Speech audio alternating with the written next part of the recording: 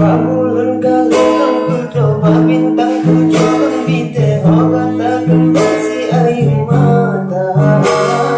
bagai jam bilang pokai menepi mate lalu sudah umpe di undang